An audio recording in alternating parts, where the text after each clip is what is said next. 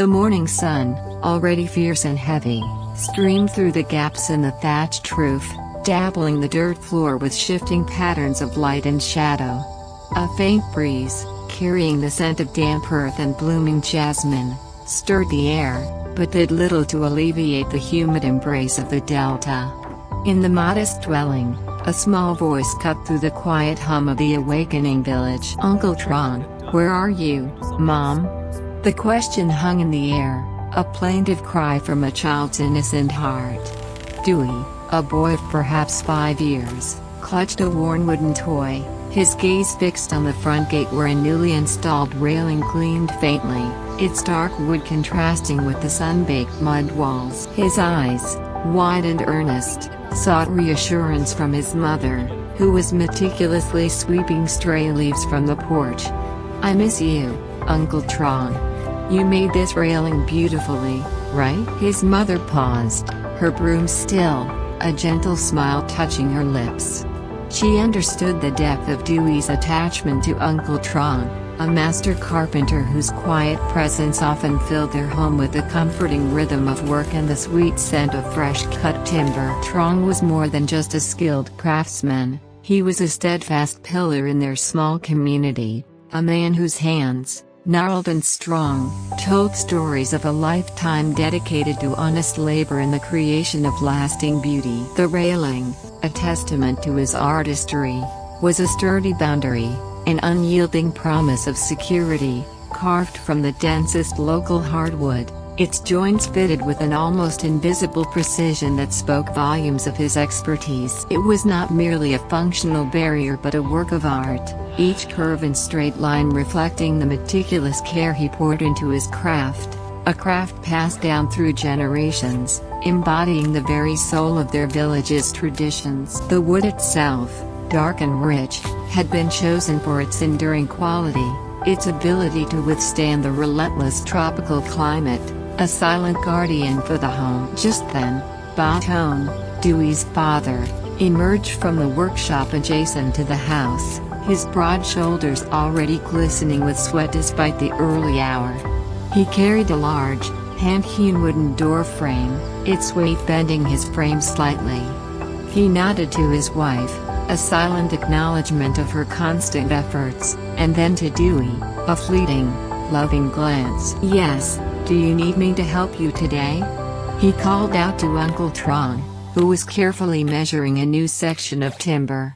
Ba Tone's voice was deep, resonant, accustomed to commanding respect both in the village and in his small, bustling workshop where the scent of sawdust and truong oil perpetually lingered. He knew the demands of such work, the toll it took on the body, the unwavering focus it required. But he also understood the deep satisfaction of creating something tangible and lasting, of shaping the natural world into forms that served and protected. Uncle Truong straightened slowly, a slight wince betraying the weariness in his joints, a testament to decades spent hunched over wood, chisel in hand. His gaze, however, was sharp and clear, full of a quiet dignity. "This is difficult to do. When you need me, call me later." His words were measured, a blend of independence and implicit trust in Ba Tone's skills. He was a man who preferred to work methodically, unhurried, each step considered, each cut precise. He understood the unspoken language of shared labor in their village, where neighbors often came together to help build a home, tend a field, or celebrate a joyous occasion. It was a communal spirit, a fabric woven from mutual reliance and deep-seated respect, ensuring that no one truly faced life's challenges alone. Ba Tone set the heavy door frame down with a grunt, the wood thudding softly onto the packed earth. He wiped his brow with the back of his hand, leaving a streak of sawdust on his tanned skin. "I'll go out here," he announced, gesturing towards the edge of their small plot where tall, unruly grass threatened to encroach on the cultivated garden. "I'll move in here, you can have a drink." The offer was simple, heartfelt, a gesture of camaraderie and practical care. He knew Uncle Truong would work tirelessly, often forgetting to rest or hydrate in his single-minded dedication to the task at hand. The well-being of a fellow craftsman, especially one of Uncle Truong's respected age, was a shared responsibility, an unspoken covenant among the men of the village. "Yes, thank you, just do it," Uncle Truong replied, a slight smile briefly gracing his lips. He picked up a rough-hewn stool and placed it beneath a shady mango tree, indicating a spot for Baton to rest and take refreshment. "I'll go cut the grass out here." Baton nodded, acknowledging the division of labor, a familiar dance between two men who understood the rhythm of the land and the demands of their trades. The work was endless, a perpetual cycle of building, maintaining, cultivating, and repairing, but it was also deeply grounding, connecting them to the very essence of their lives and livelihoods. As Baton disappeared around the side of the house, sickle in hand, the rhythmic swish of the blade against the tough grass soon filling the air, Uncle Truong turned his attention to the new door frame. "Okay, then I'll go," he murmured to himself, already lost in thought, planning his next steps. The main door, the entryway to the home, carried a symbolic weight beyond mere function. It was the threshold between the public and private, the external world and the sanctuary within. Its construction demanded not just skill, but an almost sacred reverence for the material and its purpose. He meticulously unrolled a faded, hand-drawn blueprint, its edges softened by years of use, revealing intricate measurements and joinery details. This was no mass-produced item, it was a bespoke creation, tailored specifically for this house, this family. "Yes, now install the door, right?"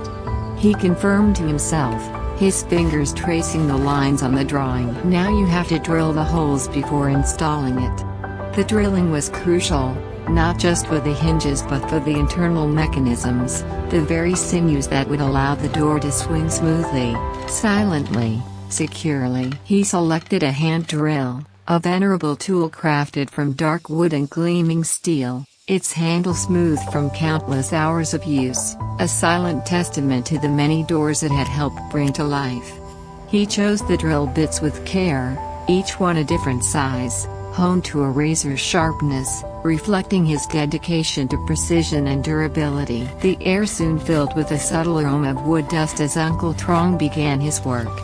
He marked the precise points for drilling with a sharpened pencil, his eyes narrowed in concentration, his movements economical and sure. Each mark was a promise of accuracy, a silent pledge of quality. The wood itself was magnificent, a solid piece of gomat, a local hardwood known for its exceptional strength and beautiful grain.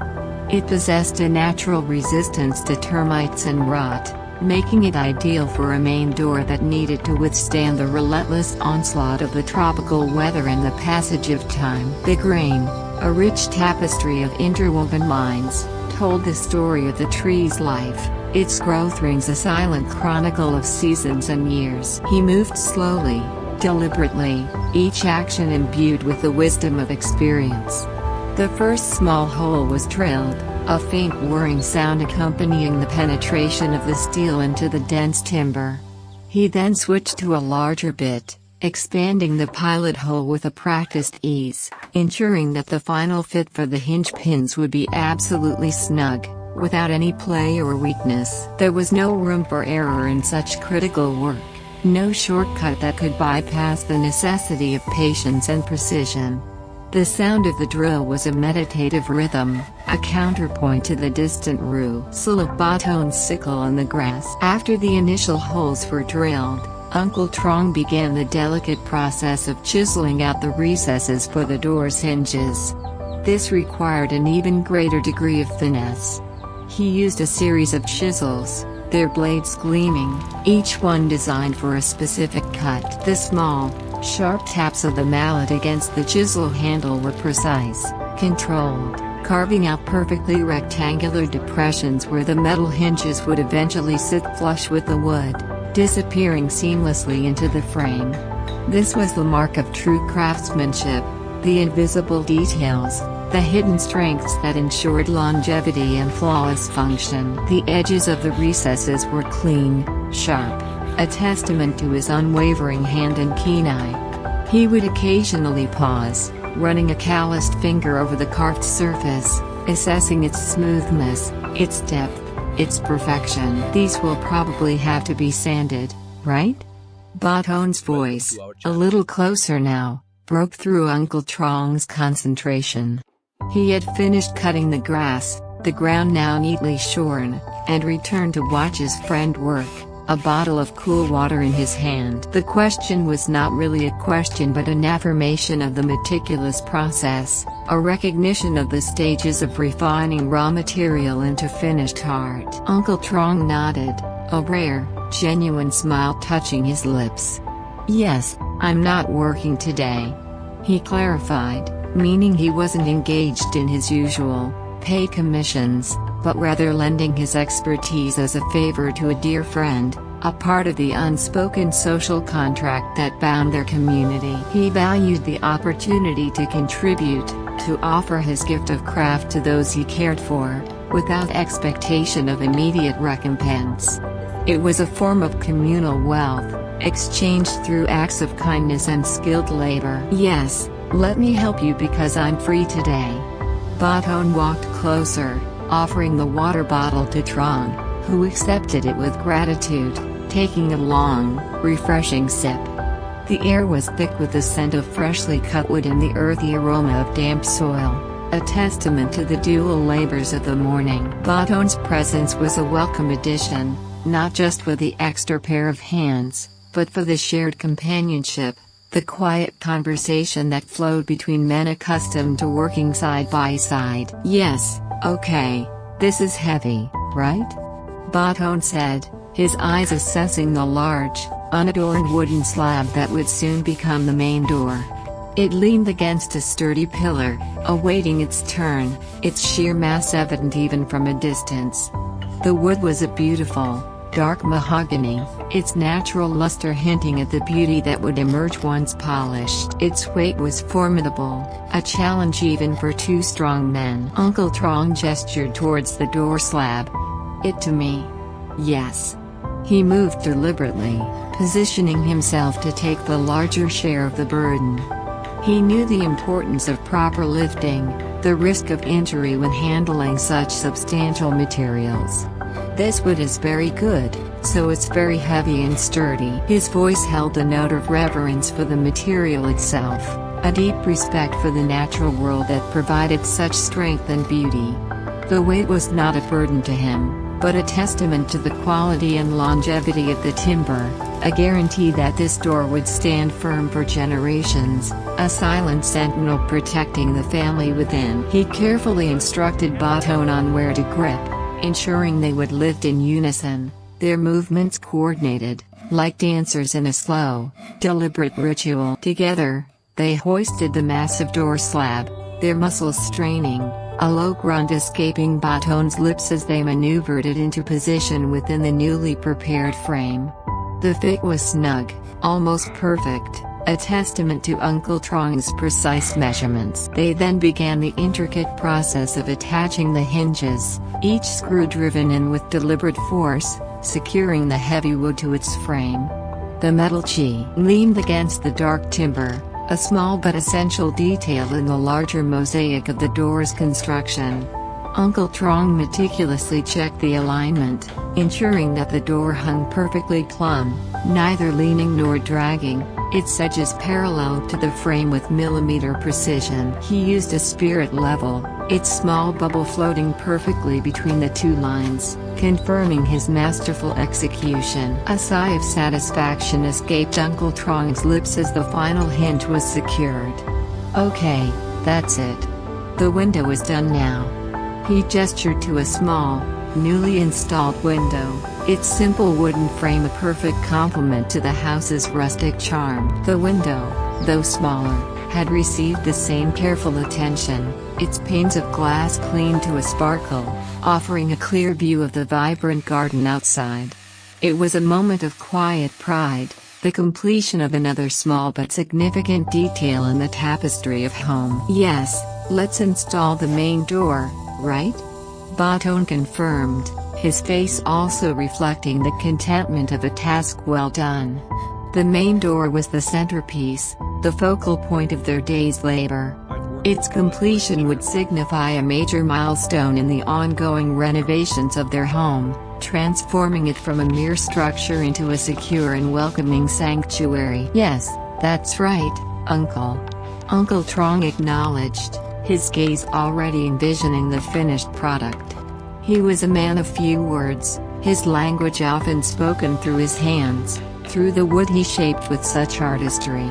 He understood the unspoken pride Baton held for his home, the desire to provide the best for his family, and the honor of contributing to that vision. "Do you need me to help you?